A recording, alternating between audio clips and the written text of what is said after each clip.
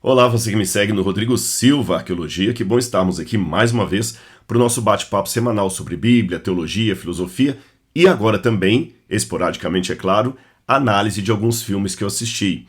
É lógico que eu, como já fiz o alerta em vídeos passados, eu não quero mudar o meu foco aqui do canal, porém, conversando com algumas pessoas, inclusive recentemente um falou comigo assim, olha, agora lá em casa, quando a gente quer assistir um bom filme em família, a gente pergunta assim, vamos ver se o Rodrigo Silva não recomenda algum no canal dele. Então eu pensei, poxa, por que não fazê-lo? São poucos os filmes que eu tenho tido tempo de assistir, mas eu acho bom às vezes fazer uma análise de um ponto de vista cristão conservador, é uma visão também da obra, estimulando as pessoas a uma análise filosófica do filme, da vida, a vida imita a arte imita a vida, aquela velha pergunta. Então eu sei que pode ser, quem sabe, um serviço de utilidade pública, vamos dizer assim. Então eu vou fazer análise de mais um filme indiano dessa vez, que eu acabei de assisti ontem, O Tigre Branco. Na verdade é o terceiro filme indiano que eu assisto do começo ao fim. Eu devo confessar que muito do que eu conhecia de filmes indianos eram trechos que a gente via, muitos deles até em canais de humor do YouTube, que mostram, por exemplo, o exagero de Bollywood, que o homem às vezes está assim, trocando tiro com os outros de uma maneira bem assim exagerada, hiperbólica, tosca, se bem que à guisa de enaltecer a realidade, os filmes que consumimos no Ocidente também são muito toscos em termos de exagero. Eu lembro quando eu era criança de um filme de um helicóptero que ele virou de cabeça para baixo e passou num túnel, voando de cabeça para baixo, coisas que a gente sabe que um helicóptero não pode fazer. Um tiro de Hollywood, ele acaba explodindo um carro, coisa que a gente sabe que também que não acontece assim. Eu lembro até que o Schwarzenegger fez um filme uma vez, eu acho que era o meu último herói, meu grande herói, um filme que deve ter mais de 30 anos, onde ele imaginava um herói do cinema que vem para a vida real e tenta fazer na vida real o que ele fazia no filme.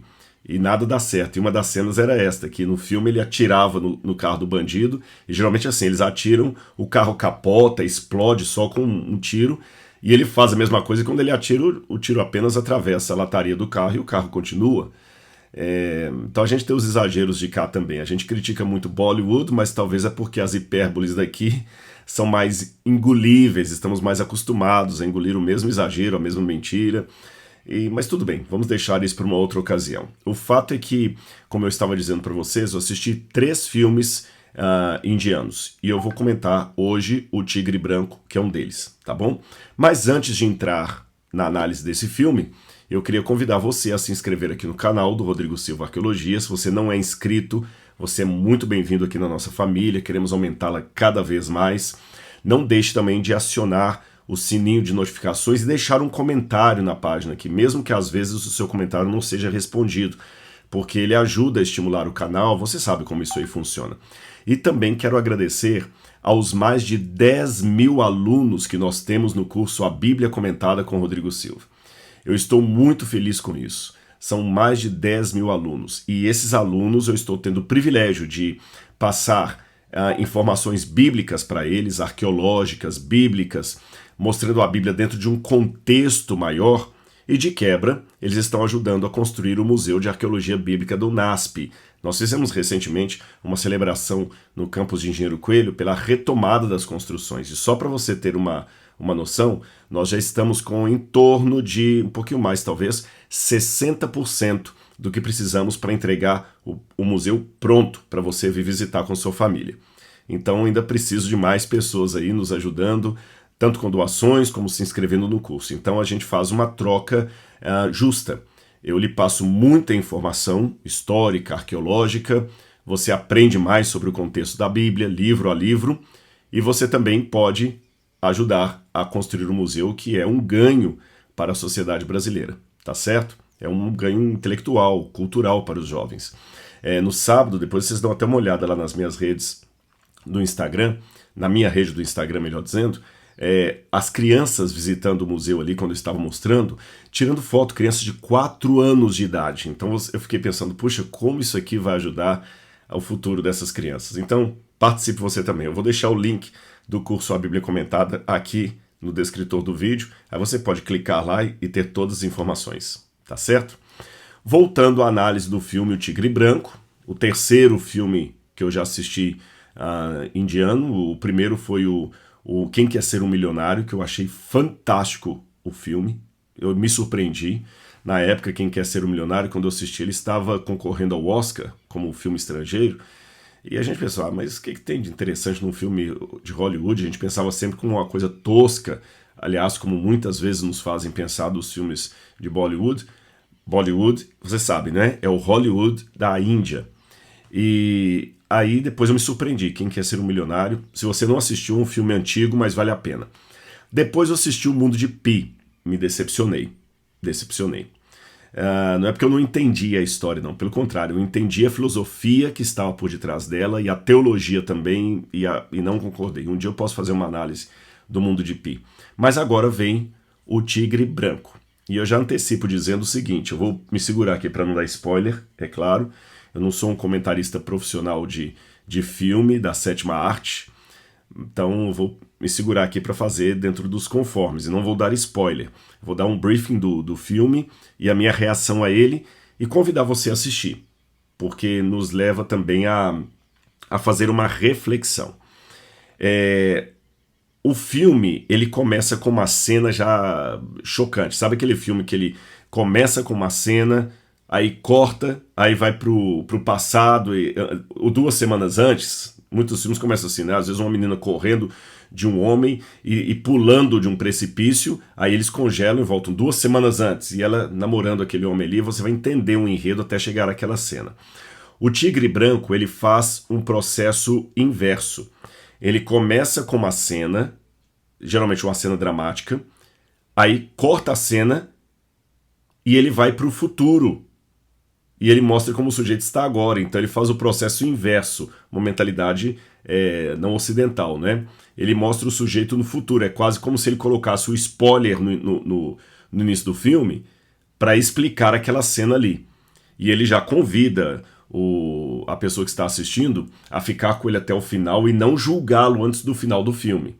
Então ele dá um meio spoiler / suspense. Você já sabe que no final do filme o camarada vai estar rico. Você já sabe isso. Ele vai estar rico. E esse suspense, não me julguem. Então quer dizer que eu fiz uma coisa errada, mas qual é essa coisa errada? Você mostra no início do filme um carro onde tem um sujeito atrás indiano com 2 amigos bêbados, um casal de amigos bêbados ali, a mulher ao volante, o homem ao lado dela, e dirigindo em alta velocidade, ele meio atrás, desconcertado assim, vestido de marajá. E eles falam, ó, realeza, ó marajá. A princípio, a cena, assim, parece ser de 3 jovens amigos que beberam, estão saindo, divertindo. E sabe aquela cena que você sabe que vai dar um problema, que você sabe que vai dar um acidente, alguma coisa assim? E eles estão andando em alta velocidade, ultrapassam de um animal, parece que é uma vaca ou um cavalo, porque é muito rápida a cena, e daqui a pouquinho vem o vulto de uma criança de madrugada atravessando a rua. Quando a criança vem, o que está atrás vestindo de marajá, você fala assim, para! Aí, pum, congela a imagem. Congela a imagem, aí nesse momento vem o narrador. Calma, eu vou explicar para vocês isso. Mas como aqui na Índia sempre temos o costume de começar tudo com uma oração, eu quero começar também aqui dedicando o filme a um culto aos deuses. O único problema é que nós temos muitos deuses na Índia. Enquanto os muçulmanos têm 1, os cristãos têm 3, nós temos 36 milhões de deuses. Então nem sei aos pés de qual deus agora eu ofereço um incenso para começar esse filme. Então, de cara eu já vejo uma temática do filme e um adjetivo que eu daria para ele. A temática do filme é a ascensão social.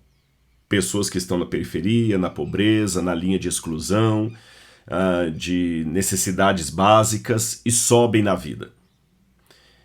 E segundo, aqui vem o meu adjetivo, é um filme tremendamente irônico. Ele ironiza a moral, ele ironiza os bons costumes, ironiza a sociedade. E guarde aí, por favor, na sua mente essa palavra ironia, porque você vai tanto precisar dela para entender os comentários que eu vou fazer, como vai precisar dela na hora de assistir o filme, que, pelo que eu ouvi falar, está bombando aí no Netflix. Então vamos lá. Ele parece um conto de fadas às avessas. Porque no conto de fadas, normalmente, eu estou falando de contos de fadas, mas posso ampliar isso aqui para outros tipos de enredos. Filmes de romance, alguns filmes ambientados num elemento histórico, filmes épicos também. Geralmente é o pobre, é o desvalido, é o injustiçado que passa o filme todo sofrendo, mas no final ele vence. Sabe, é como aqueles filmes antigos, a moça trabalha num restaurante, num supermercado, e gosta de um rapaz, e ele não tem muito ascensão a ela, os dois separam, ela sofre e é colocada na rua. Aí no final do filme termina os dois casados, abrindo um restaurante, todo mundo feliz, alegre e satisfeito. Geralmente é assim, muitos filmes são assim. A gente sempre está torcendo para um final feliz. Um final feliz que coroa de glória aquele herói que sofreu durante o início e todo o enredo da trama e agora ganha o paraíso. Só que esse filme, O Tigre Branco, ele é irônico justamente por isso. Porque, para começo de conversa, o desvalido social ele é um anti-herói. É um anti-herói. E o que você vai ver no final da vitória dele é um tapa na cara da sociedade de maneira mais irônica ainda, que leva você a perguntar assim, mas vem cá, realmente o sujeito venceu ou não venceu? Ou todos perderam? Como é que funciona isso? Tá certo? Por isso que eu diria até que o protagonista da história, nesse caso aqui, ele é um anti-herói. O filme é baseado num outro romance que eu não conheço, não li, mas eles adaptam para as telas.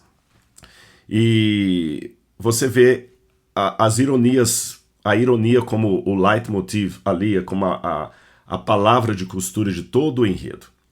Eles ironizam a família, a cultura, a sociedade, a religião já de cara. Olha a maneira irônica dele. Os muçulmanos têm um Deus, os cristãos têm 3, na verdade não são 3, mas olha como é que ele coloca. E nós temos 36 milhões. Mas são tantos deuses aqui na Índia, para qual deles eu vou oferecer incenso? E durante todo o enredo, ele mostra sempre uma ideia de alguém tentando pedir o favor dos deuses num universo em que os deuses não fazem nada, absolutamente nada. Me lembrou muito uma filosofia deísta de Voltaire. Voltaire, para quem não sabe, foi um grande filósofo do século XVIII, inimigo do cristianismo e da religião, que não foi necessariamente um ateu, mas o promotor do deísmo. O deísmo é uma corrente de pensamento que não nega a existência de um Deus criador, mas ele acredita que esse Deus, se é que ele existe, ele está distante de nós, muito longe de nós. Bom, vou dar aqui um resumo do filme O Tigre Branco e depois vou falar um pouquinho mais sobre Voltaire. Tem um jovem chamado Balram, não sei se eu pronunciei bem, que é nome indiano, Balram, que ele nasce, como muita gente, numa família paupérrima da Índia, uma família paupérrima, num sistema cultural de castas. O que é o sistema de castas? Eu sei que a maioria de vocês sabe, mas por amor daqueles que talvez nunca ouviram falar, ou que só ouviram falar disso quando estavam lá na escola básica e nunca mais, o sistema de castas faz parte de uma das principais religiões do ramo do hinduísmo, que é o brahmanismo. O brahmanismo acredita que Brahma é o Deus criador e das partes de Brahma saem as religiões das pessoas. Então vamos supor que alguns saem da cabeça de Brahma, outros saem dos peitos de Brahma, outros saem do quadril de Brahma, outros saem das pernas, outros dos pés de Brahma, outros abaixo do solado dos pés de Brahma. E dependendo de onde você saiu, de qual parte do corpo do deus Brahma você saiu, isto vai ser evidenciado na vida que você tem aqui nesse mundo. Por exemplo, se você nasceu numa casta superior, vamos supor que você nasceu aqui nos peitos de Brahma, você vai ser uma pessoa culta, bem-sucedida, com boa saúde, beleza. Se você nasceu lá no Dalit, que é o último estágio ali, o último nível lá no chão, você vai ser uma pessoa que vai morar num lugar sem saneamento básico, sem nada. E pasmem, pessoal, é algo tão forte entre os hindus essa cultura que dificilmente eles têm ascensão social. Dificilmente. Um Dalit, o governo não é nem obrigado a cuidar dele. Enquanto aqui no Brasil nós temos muitos discursos políticos, se honestos e sinceros ou não, deixo a seu critério de análise, mas existem os discursos, ainda que na retórica, de cuidar dos mais pobres, dos mais necessitados, da periferia, da favela. Se conseguem fazer isso ou não também, eu deixo para um outro momento comentarmos, mas que o discurso existe. Na Índia, nem é necessário esse discurso, por exemplo, em relação aos Dalit, porque um Dalit é Dalit. Você não vai tirá-lo dali, ele é um inválido. Então, qual que é o serviço que a sociedade indiana direciona para os Dalit? Limpar esgoto, limpar a fossa, latrina. Eles não usam nenhum equipamento de proteção, então um Dalit, se ele vive 40 anos, vive muito. Eu já ouvi falar de situações na Índia, em alguns lugares ali. Quando eu falo situações na Índia, entenda que a Índia é um país de mais de 1 bilhão de habitantes, tá certo? Então, a rigor, você não pode generalizar o país todo, não. A gente pode falar de várias Índias dentro da Índia. Se o Brasil, que é muito menor, eu tenho uma situação de Pernambuco bem distinta socialmente de uma situação de Santa Catarina, culturas diferentes, comida diferente, até a construção das casas é diferente.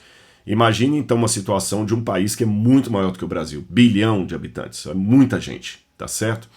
Então, em alguns redutos, por exemplo, ali da Índia, você tem uma família Dalit que às vezes nasce em meio a essa família uma criança muito bonita. Às vezes, os próprios pais Dalit, acredite nisso, eles acreditam que aquela criança nasceu bonita porque algum demônio a colocou bela para poder enganá-los. Então eles costumam às vezes amarrar o pezinho da criança para ela ficar com a perna atrofiada e ficar aleijada, e assim ela ficar um pouco feia para fazer jus ao fato de que ela é uma Dalit. É terrível isso, terrível isso. E o governo não precisa mandar infraestrutura por onde eles mandam, nem saneamento básico, nem médico, nem SUS, nem postinho, nem hospital público, porque o Dalit está ali. Você não pode interferir na ordem cósmica do deus Brahma. Em contrapartida, aquele que está na cabeça de Brahma deve ser servido pelo que está lá embaixo, porque assim exigiu Brahma, e eles não questionam os deuses, especialmente o grande deus Brahma. Só para dar uma guisa para você entender isso aí na Índia, foi contra o sistema de castas que Mahatma Gandhi se ergueu. Ele queria acabar com isso, essa ideia. E uma das coisas que alimenta muito o sistema de castas é a ideia indiana de reencarnação. Então, muitas vezes você tem que aceitar a casta que você nasceu, até para você não vir numa condição pior na sua próxima encarnação ou sofrer punição depois da morte. Então, por isso que os que estão nas castas inferiores, antes era 36, depois foi baixando, diminuindo, esse número de castas varia de época para época, eles são sempre submissos. Você vai ver em todo o filme o Balram muito submisso aos senhores, beijando o pé. Ele fala assim, quanto você quer para trabalhar? Não, senhor, eu trabalho de graça, só para o senhor, muito submisso, isso é uma realidade. E ele trabalha justamente para uma família de pessoas assim que oprimem o pobre, porque eles têm uma carvoaria ali e tem que quebrar carvão o dia inteiro, e ele via sempre aquele senhor chegando lá e pegando o dinheiro de todo mundo, sabe? É tipo um miliciano que chega ali no local e vai extorquindo todos os comerciantes, ou mafioso que faz a mesma coisa, né? Então aquele senhor chegava e ele via de criança o pai dele apanhando desse senhor porque não tinha o dinheiro suficiente para dar, o dinheiro que gera uma miséria. E ele era um menino muito inteligente, e na sala de aula ele estava se dando muito bem. Até que um dia o irmão dele chama, olha, você tem que ir lá para casa, abandona a escola, porque agora você vai trabalhar aí com a família. Aí fica batendo, quebrando pedra, quebrando carvão, como muitas crianças da Índia, e fala, nunca mais eu voltei na sala de aula. Então aquele rapaz que se tivesse tido cultura seria brilhante. E ele tá ali. Até que um dia ele convence a avó dele, o pai dele morre de uma maneira terrível, e ele convence a avó dele a deixá-lo tirar a carteira de motorista. Ele não sabia dirigir porque ele queria ser motorista dos ricos. E ele vê o filho desse mafioso chegando lá, um rapaz rico, bonito, chamado Ashok, que veio dos Estados Unidos com uma esposa chamada Pink, que embora fosse indiana, também foi criada nos Estados Unidos. Então eles chegam com a cultura americana. E chega o cara todo bonitão, o herdeiro do que o pai tem. E ele faz uma trama ali, ele vai trabalhar como chofer desse senhor, desse jovem rico. E você vê uma relação de amor e ódio entre eles. Às vezes o rico parece ser uma pessoa sensata. Ele não deixa o pai dele maltratar o Bahram. Outras vezes ele mesmo maltrata o Bahram. E a história vai desenrolando nessa relação de amor e ódio. E o Bahram vai aos poucos assim aceitando submisso aquela desrespeito, aquela humilhação dia após dia. E ele até que uma hora ele vai se revoltando. Aí o filme vai para uma situação que o Bahram vai virar também um algoz. E ele vai conseguir ficar rico por vias muito tortuosas que eu não vou dizer quais são. E não estou fazendo nenhum spoiler quebrando a graça do filme, porque você já apresenta esse spoiler que eu estou dando aqui, ele já acontece nos 3 ou 4 primeiros minutos do filme. Então não fique chateado não. Mas vale a pena ver como o Bahram vai fazendo para ter ascensão social. Quebrando o sistema de castas. Olha a ironia.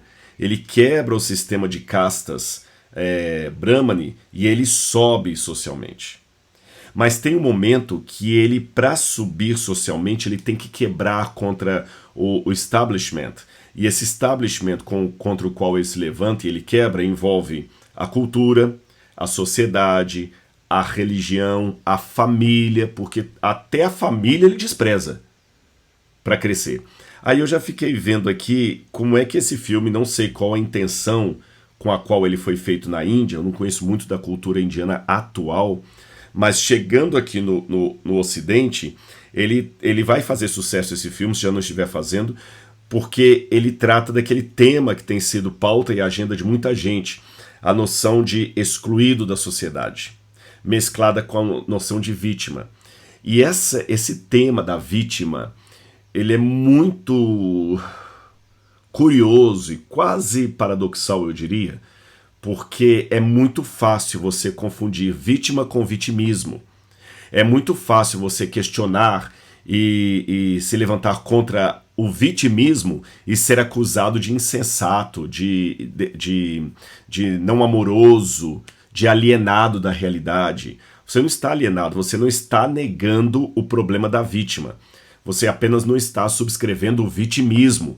Mas quem subscreve o vitimismo nunca acha que é vitimismo, que aquela que é a realidade, vou até falar uma redundância, a realidade real. Em filosofia a gente faz isso, a realidade real.